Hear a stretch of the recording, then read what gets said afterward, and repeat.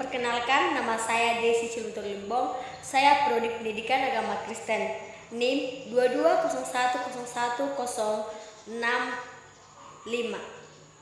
Mata kuliah Teologi Sistematika. Dosen pengampu Bapak Dr. Baginda Sitompul MPDK. Saya akan menyampaikan topik tentang dosa. Pengertian dosa. Dosa adalah sebuah konsep religius, bukan konsep moral belaka. Suatu dosa adalah tindakan, pikiran, keinginan, emosi, perkataan, atau tindakan yang tidak berkenan kepada Allah dan layak dipersalahkan. Dosa merupakan celaan dan penghinaan secara pribadi kepada Allah. Dosa dapat meleset dari target yang ditentukan. Alkitab menjelaskan bahwa manusia telah jatuh ke dalam dosa. Kehendak bebas yang diberikan Allah justru menjadi jerat bagi manusia untuk melanggar perintah Tuhan, yaitu tidak boleh mengambil buah dari pohon pengetahuan yang baik dan yang jahat di tengah-tengah taman. Secara etimologis, dosa berasal dari bahasa Yunani, yaitu kata harmatia, yang artinya tidak mencapai target atau sasaran. Istilah dosa muncul sangat banyak dalam Alkitab, baik dalam Perjanjian Lama maupun dalam Perjanjian Baru. Berikut ini pemakaian istilah dosa dalam Perjanjian Lama dan Perjanjian Baru. Dalam Perjanjian Lama, yang pertama hatta. Dosa dalam bahasa Ibrani adalah hatta, berarti tidak kena atau tidak sampai. Yang kedua, afon. Dalam bahasa Ibrani, kata yang dipakai adalah afon, yang berarti bengkok atau diputar. Yang ketiga, pesha. Dalam bahasa Ibrani, kata yang dipakai adalah pesha, yang berarti melawan yang berhak. Dalam Perjanjian Baru, yang pertama harmatia. Kata harmatia merupakan istilah dosa yang sering muncul dalam Perjanjian Baru. Kata ini ditulis sebanyak 174 kali dalam Perjanjian Baru dan 71 kali dalam tulisan-tulisan Paulus. Yang kedua, adikia. Kata adikia memiliki arti kejahatan. Yang ketiga, parabasis, mengandung arti menyimpang dari seharusnya. Hakikat dosa. Hakikat dosa di dalam pertanyaan hakikat dosa, maka pembahasan kita tidak dapat terlepas dari makna hakikat dan dosa. Studi yang tentang hakikat, studi mengenai hakikat dikenal dengan antologi, yaitu suatu bidang di dalam filsafat. Kita dapat melihat bahwa Allah memberi suatu perintah langsung kepada Adam di dalam Kejadian 2 ayat 16-17 dengan suatu konsekuensi yang harus ditanggung apabila dia melanggar perintah tersebut. Konsekuensi dari pelanggaran tersebut adalah suatu hal yang sangat serius dari kematian, atau kematian memiliki dua pengertian. Pertama, kematian secara fisik, dan kedua, kematian secara spiritual. Adam dan Hawa memang tidak mati secara fisik pada saat mereka memakan buah pengetahuan tersebut.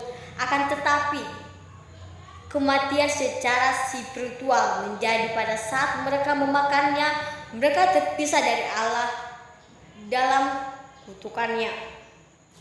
Pembagian dosa. Dewasa kita mengenali tentang pembagian dosa seperti yang diajarkan Alkitab. Dosa dibagi menjadi dua bagian, yaitu dosa asal dan dosa perbuatan. Dosa asal, Alkitab mengajarkan bahwa dosa masuk dalam dunia melalui satu, yaitu Adam, karena sama seperti semua orang mati dalam persekutuan dalam Adam. Demikian pula semua orang akan dihidupkan kembali dengan Kristus. 1 Korintus 15 ayat 22.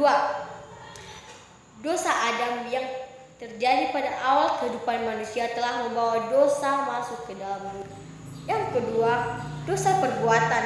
Ketika tidak mencapai suatu tingkat pengetahuan di mana kita bisa mengetahui apa yang benar dan apa yang salah, maka kita bertanggung jawab apa yang semua kita lakukan. Tetapi untuk orang percaya kepada Kristus, dosa-dosa perbuatan ini telah ditebus oleh Kristus dan tidak diperhitungkan lagi oleh Allah karena jasa kematian dan penderitaan Tuhan Yesus Kristus. Asal mula dosa, manusia pertama yang diciptakan Allah di dunia adalah Adam. Allah menempatkan manusia pertama di Taman Eden. Allah menyediakan segala yang diperlukan manusia dalam taman tersebut. Selain itu, Allah berkehendak bebas kepada manusia untuk bertindak.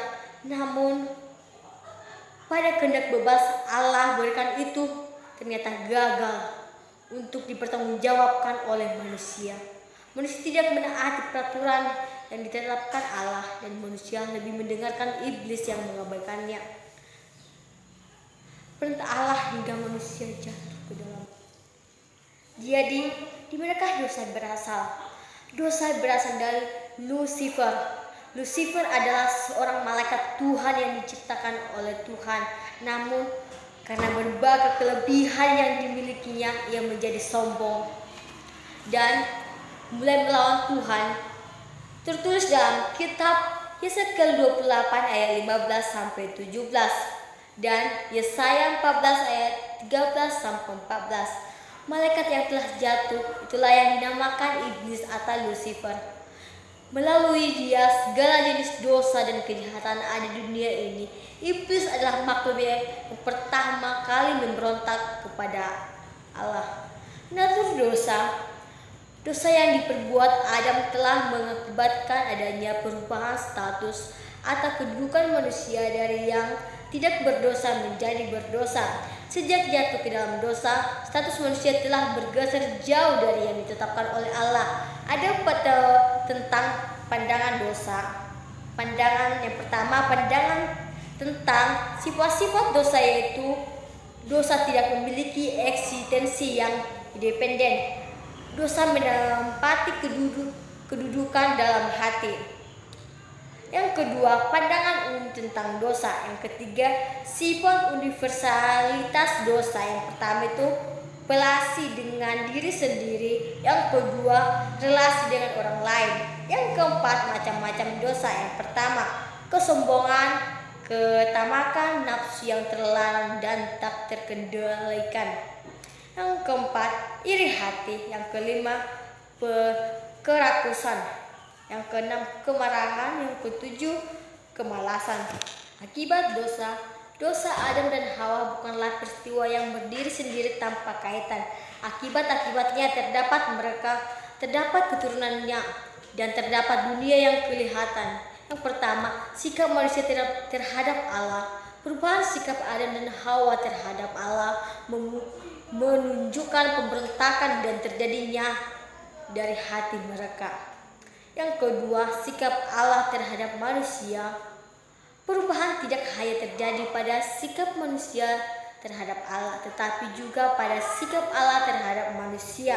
Yang ketiga, akibat-akibatnya terdapat umat manusia. Yang keempat, akibat-akibatnya terdapat alam semesta. Yang kelima, akibat kemampuan. Demikianlah video yang bisa saya sampaikan. Sekian dan terima kasih.